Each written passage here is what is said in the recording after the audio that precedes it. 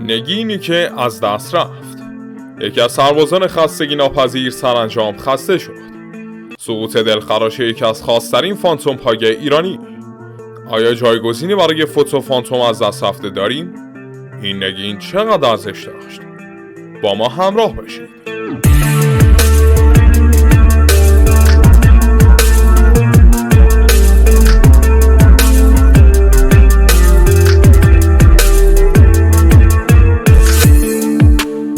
متاسفانه ساعت 1:30 بامداد صبح روز 3 بهمن ماه 1403 یک هواپیمای شناسایی تاکتیکی عارفشار نیروی هوایی در شهر همدان سقوط کرد و با خاک یکسان شد. این هواپیما یک مهره خاصی بود که نیروی هوایی ایران اونو در اختیار داشت. توی این ویدیو میخوایم به همین موضوع بپردازیم که چرا خاص بود و از دست رفتن اون چقدر میتونه آسیبزا باشه. از خیلی امیدوارم که تا آخر ویدیو با ما همراه باشید. خب داستان ورود گونه شناسایی F4 فانتوم به ایران برمیگرده به دهه 50 شمسی و آغاز پروژه آیبکس توسط ایران و آمریکا که در جریان این پروژه نیروی هوایی شاهنشاهی ایران و نیروی هوایی آمریکا در مأموریت‌های مشترکی از شوروی سابق جاسوسی می‌کردند. در جریان این پروژه سیل بزرگی از تجهیزات جاسوسی به ایران وارد شد. یکی از مشهورترین اونها هواپیمای شناسایی عارفشار بود. ایران به صورت رسمی سفارش 16 فروند عارفشار رو به شرکت مکدونالد داگلاس داد و 2 فروند از نسخه 30 توسط نیروی هوایی آمریکا به ایران اهدا شد که در هیچ لیستی ثبت نشدند تا اصول حفاظتی رعایت بشه. فوتو فانتوم های 16 فروندی ایران شامل 4 فروند نسخه بلاک 48 و 12 فروند نسخه بلاک 62 بودند که دست کم 2 فروند از اونها قبل از انقلاب از دست رفتند. همچنین یکی از عارفشار ها که نیروی هوایی آمریکا اهدا کرده بود در جریان یک عملیات شناسایی بر فراز شوروی زمانی که تونسته بود تمامی مهمات یک میگ 21 رو دفع بکنه توسط حمله انتحاری میگ نابود شد و تنها 1 فروند عارفشار در ایران باقی موند به علاوه 14 فروند نسخه‌های خریداری شده. نمونه بلاک 62 ها که 12 فروند بودن ریجستری هاشون از 26505 شروع می شد و تا 26516 ادامه پیدا می شد.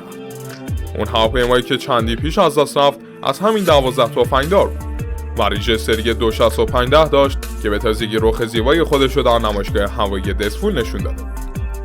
عارفشارهای بلاک 62 مخصوص عکاسی از ارتفاع بالا و فاصله های طولانی هستند.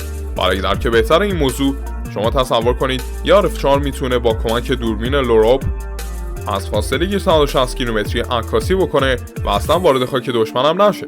در ضمن دوربین لوروپ نسخه‌های حرارتی هم داره که به فوتو فانتوم توانایی عملیات در شب از فاصله طولانی رو میده. فوتو فانتوم یا همون عارفشار یه پرندگی خیلی خاص بود که میتونست چند مدل دوربین مختلف رو تو 3 جای به خصوص حمل کنه. هر کدوم از این دوربینا واسه مأموریت‌های خاص و شرایط خاص خودش طراحی شده بودن. ولی معمولاً توی مأموریت‌های رزمی از 3 نوع دوربین ارتفاع بالا، ارتفاع پایین و جایگاه روبرو استفاده می‌کردن. همونطور که از اسمشون پیداست، این جایگاه‌ها برای تصویربرداری از ارتفاع‌های بالا و پایین و زاویه روبرو تعبیه شده بودن. حالا چرا به این هواپیما میگیم افسانه‌ای؟ چون فوتو فانتوم همیشه یه پیچیدگی خاص نسبت به نسخه‌های رزمی خودش داشت. دلیلش هم این بود که مأموریت‌هایی که انجام میداد خیلی حساس و با ارزش بودن. مشهورترین دوربینا که روی جنگنده نصب می‌شدن شامل KS-56E، KA-91B، KS-87 و شاهکار آمریکایی‌ها یعنی دوربین T11 مپینگ کامرا بودند. دوربین KA-91B مخصوص ارتفاع بالا بود. از ارتفاع 50000 پایی میتونست با دقت 1.5 عکس‌های دقیق و با کیفیت بگیره. یعنی از اون بالا میتونست یه آدم بالغ رو تشخیص بده. دوربین KS-87 هم یه دوربین پایه بود واسه تصویربرداری از زاویه روبرو و ارتفاع پایین. این دوربین حداقل از ارتفاع 500 پایی عکس می‌گرفت. و اما شاهکار این داستان HIAC-1 که این سیستم که قبلا روی RB57 نصب شده بود بعداً روی فوتو فانتوم و F4E هم نصب کردن. این دوربین واقعاً خفن بود. از فاصله 112 کیلومتری بدون اینکه وارد حریم هوایی دشمن بشه میتونست عکسایی با رزولوشن بالا بگیره. این دوربین تو جایگاه شماره 3 یا هوریزونتال سایت نصب میشد. این فوتوفانتوم میتونست در عملیات‌های شناسایی از باکو و همچنین شاخاب پارس حضور فعالی داشته باشه، چرا که میتونه به صورت استنداف دست به عکاسی بزنه. به جز این هم فوتوفانتوم ها مسلح نبودن و نیستن، چون اصلا برخلاف فانتوم های عادی برای این کار طراحی نشده بودن، ولی توانایی حمل سیستم های پادهای جنگال و سیستم های شنود رو هم داشتن و دارن، چیزی که در بعضی از فانتوم های رزمی ایران هم هنوز نصب نشده. از دست رفتن یارفشار برای ایران یعنی یه ضرر سنگین و دردناک، اونم نه فقط به خاطر قیمت خود هواپیما، بلکه به خاطر ماموریت‌هایی که انجام میده. این پرنده فقط یه جنگنده ساده نیست، مثل چشم پرنده است که میتونه از عمق خاک دشمن اطلاعات و عکسای فوق‌العاده حساس بیاره. حالا اگه یکی از اینا رو از دست بدیم، انگار یه چشم تیزبین توی عملیات نظامی کور شده. در ضمن آرفشار هواپیمای بسیار گرون قیمت و پرهزینه‌ایه و همین سانحه میتونه از نظر مالی هم ضرر بدی به نیروی هوایی ایران وارد کنه. همچنین تعمیر و نگهداریش هم داستان خودش داره. در خصوص هواپیمای شناسایی تاکتیکی یک سری مسائل بسیار مهم هستند. برای نمونه اگه یارفشار ساقط یا گیر دشمن بیفته، کل تکنولوژی دوربین ها و تجهیزاتی که روش نصب شده ممکنه دست دشمن بیفته و این خودش بدتر از دست دادن خود هواپیماست. پس به زمان ساده از دست دادن یارفشار یعنی ضرر اطلاعاتی، عملیاتی، تکنولوژیکی و مالی که جبرانش خیلی سخت و گرونه. از این جهت که ایران برخی از آرفشارهاشو ارتقا داده و دوربین‌های جدیدی روی اونها نصب کرده و البته خوشبختانه این هواپیما توی خاک دشمن سقوط نکرد. اما به احتمال زیاد مأموریتی که به این هواگرد محول شده بود و اگه مأموریت شناسایی بوده، با این سقوط کل پروسه شناسایی تا تحلیل و انهدام هدف از بین میره و احتمالاً مأموریت‌های آینده تحت تاثیر نابود شدن دوربین‌ها قرار می‌گیرند. در کل از دست دادن یک هواپیمای شناسایی ضرر بسیار سنگینی به یک ارگان وارد می‌کنه. برای مثال در تمامی عملیات‌های نظامی موفق ایران، به ویژه در عملیات‌هایی که منتهی به آزادسازی خرمشهر، آبادان و در نهایت حملات هوایی ایران به بغداد بود که پیش از حملات هوایی جنگنده‌های رزمی، این فوتوفانتوم‌های بدون سلاح بودند که به دل پدافند و خاک راه می‌زدند و با تصویربرداری موفق مانع از دست رفتن جنگنده‌های نیروی هوایی ایران می‌شدند. به جز این مسئله، از اونجایی که در اواخر جنگ قدرت ناوگان هوایی ایران کم شده بود و به جز اون این ناوگان توان شناسایی خودشون را از دست داده بودن بود که آمار شکست‌های ایران در عملیات‌های نظامی افزایش پیدا کرد و بعدها منتهی به ساخت پهپادهای شناسایی از جمله پهپادهای سری مهاجر در ایران شد.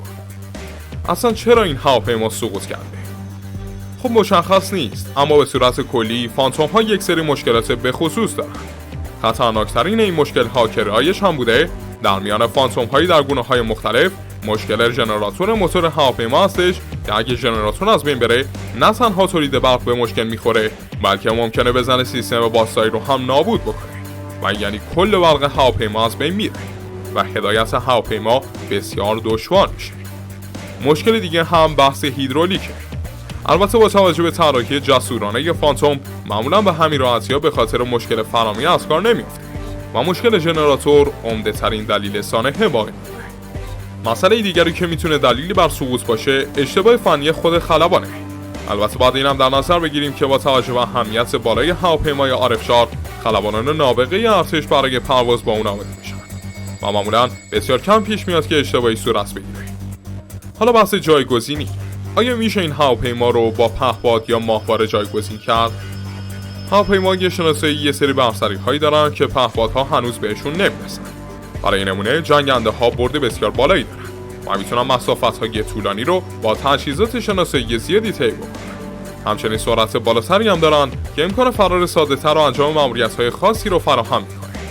در ضمن هواپیمای شناسایی برخلاف پهپادها در مقابل جنگ الکترونیک آسیب‌پذیر نیستن و در سخت‌ترین شرایط جنگ الکترونیک هم میتونن پرواز بکنن. همچنین برخلاف پهپادها که بسیار نسبت به وضعیت آب و هوا حساس هستند، هواپیماهای شناسایی تاکتیکی این مشکل رو ندارند و میتونن در شرایط سخت آب و هوایی هم پرواز بکنن. در ضمن برخلاف پهپادها که از نظر تجهیزات قابل هم محدودیت دارن، هواپیمای شناسایی تاکتیکی این مشکل رو ندارن و میتونن همزمان هم یک هواپیمای الینس باشن، هم عکاس و هم نقشه بردار، در حالی که پهپادها از این نظر محدودیت دارن و نمیتونن همزمان چندین نقش رو داشته باشن. خب ماهواره هم محدودیت‌های خودش رو داره، بازم تابع وضعیت آب و هوایی زمین هست و اگه هوا ابری باشه یا وضعیت دیگه نمیتونه کارشو به شکلی که باید انجام بده. البته که ماهواره یه مشکل ذاتی هم داره و اونم اینه که محدودیت زمانی داره، یعنی در یک بازه زمانی مشخص میتونه از این منطقه به خصوص رد بشه و اگه به هر دلیلی عملیات شکست بخوره کل روند عملیات نابود میشه. امروز در غرب جنگنده‌های F-35 با توجه به توانایی‌های شناسایی بالایی که دارن به فراوانی در نقش جاسوسی استفاده میشن. البته در زمانی تراکه یکی از نقش‌هایی که به F-35 سپرده شده همین نقش جاسوسی هستش. در ضمن هنوز هم U-2 در آمریکا پرواز میکنه که هواپیمای جاسوسی سرنشیندار هست.